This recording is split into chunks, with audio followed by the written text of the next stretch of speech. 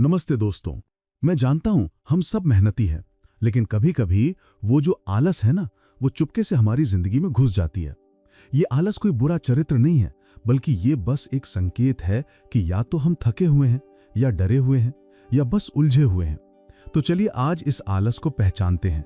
मैं आपको 10 तरह की आलस और हाँ, उनके पक्के इलाज भी बताऊंगा जो हम ऑनलाइन टीचर्स अपनी रोजमर्रा की जिंदगी में महसूस करते हैं। उलझन। सबसे पहली है उलझन। ये तब होती है जब आपके दिमाग में एक साथ 1000 काम घूमते हैं।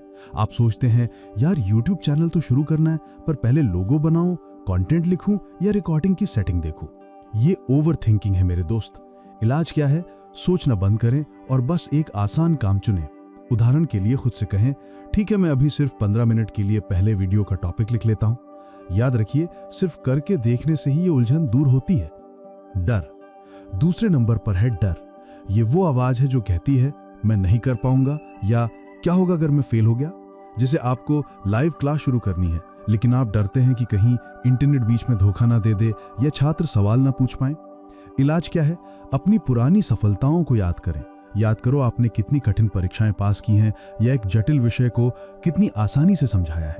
आपकी हिम्मत आपके डर से ज्यादा मजबूत है। बंधी हुई सोच। तीसरी आलस है बंधी हुई सोच। ये आपको रोकती है। आप देखते हैं कि कोई और टीचर आपसे बेहतर थंबनेल डिजाइन बना रहा है और आप सोचते हैं मैं कभी इतना अच्छा नहीं बन पाऊंगा और फिर कोशिश ही नहीं करते। इलाज क्या है? ग्रोथ तब होती है जब आप असहज होने को तैयार होते हैं। खुद से कहो, ठीक है मेरा पहला ईबुक डिजाइन शायद परफेक्ट ना हो, पर हर अगला डिजाइन मुझे बेहतर बनाएगा। ये सीखने की यात्रा है। थकावट। चौथी है सीधी सीधी थकावट।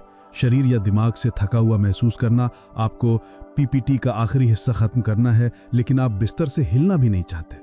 इलाज क्या है? कम मेहनत वाला एक छोटा सा काम करें। पूरा पीपीटी बनाने के बजाय सिर्फ अगली 2 स्लाइड्स के लिए बुलेट पॉइंट्स लिख लें। एक छोटी सी जीत आपको आगे बढ़ने के लिए एनर्जी देती है। रुचि की कमी। 5वीं है रुचि की कमी। आपको पता है कि एडसेंस अकाउंट सेटअप करना जरूरी है, पर यह काम आपको बोरिंग लगता है, इसमें मजा नहीं आ रहा। इलाज क्या है? अपनी रुचि को उस काम से जोड़ें। उस काम को बड़े लक्ष्य से जोड़ें। एडसेंस से होने वाली कमाई के बारे में सोचें और ये आपकी टीचिंग स्किल्स को मोनेटाइज करने में कैसे मदद करेगी। पश्चाताप। छठी है पश्चाताप। ये सोचना कि मेरे लिए बहुत देर हो चुकी है या बाकी लोग आपसे आगे निकल गए हैं। आप देखते हैं कि कई कोचिंग मालिक पहले ही ऑनलाइन क्लास सॉल्यूशन इस्तेमाल कर रहे हैं। इलाज क्या है? याद रखें हर दिन एक नई शुरुआत है। कोई बात नहीं, मैंने देर से शुरू किया, लेकिन मैं अब से अपनी नई ई बुक्स और ऑनलाइन सॉल्यूशन पर पूरा ध्यान दूंगा। पहचान। 7वीं है पहचान। ये खुद को आलसी इंसान मान लेना है कि मैं एक आलसी व्यक्ति हूं। आप काम टालते रहते हैं और खुद को टालने वाला मानने लगते हैं। इलाज क्या है? ये आपकी पहचान नहीं है, सिर्फ एक आदत है जो बदल सकती है। खुद से कहिए, मैं आलसी नहीं हूं, मैं एक मेहनती उद्यमी हूं। मुझे सिर्फ 30 मिनट के लिए एक कठिन काम को शुरू करना है। बहुत ज्यादा काम। ओवरवेल्म। 8वीं है ओवरवेल्म। जब बहुत सारे काम देखकर डर जाते हैं कि मेरे पास बहुत कुछ है, एक साथ यूट्यूब चैनल सेटअप करना, लोगो बनाना और कैम्टेशिया सीखना। इलाज क्या है? सरलता पर ध्यान दें। एक समय में एक काम करें। सिर्फ लोगों का काम आज खत्म करने का टारगेट रखें, बाकी सब भूल जाएं। ध्यान भटकना, डिस्ट्रैक्शन। 9वीं है आज की सबसे बड़ी दिक्कत, ध्यान भटकना। मैं बस अपना फोन जल्दी से चेक करूंगा और फिर आप घंटों वहीं फंस जाते हैं। आप थंबनेल डिजाइन कर रहे हैं और बार बार सोशल मीडिया नोटिफिकेशन चेक करने लगते हैं। इलाज क्या है? लालच को दूर करने के लिए सीमाएं तय करें। काम करते समय फोन को दूसरे कमरे में रखते हैं। 1 घंटा काम खत्म होने तक उसे छूने का नियम बनाएं। आराम। और आखिरी है आराम। ये सोचना कि मैं जहां हूं ठीक हूं और बदलाव से डरना। आपकी ऑफलाइन कोचिंग में सब ठीक चल रहा है, इसलिए आप ऑनलाइन टीचिंग शुरू करने में हिचकिचा रहे हैं।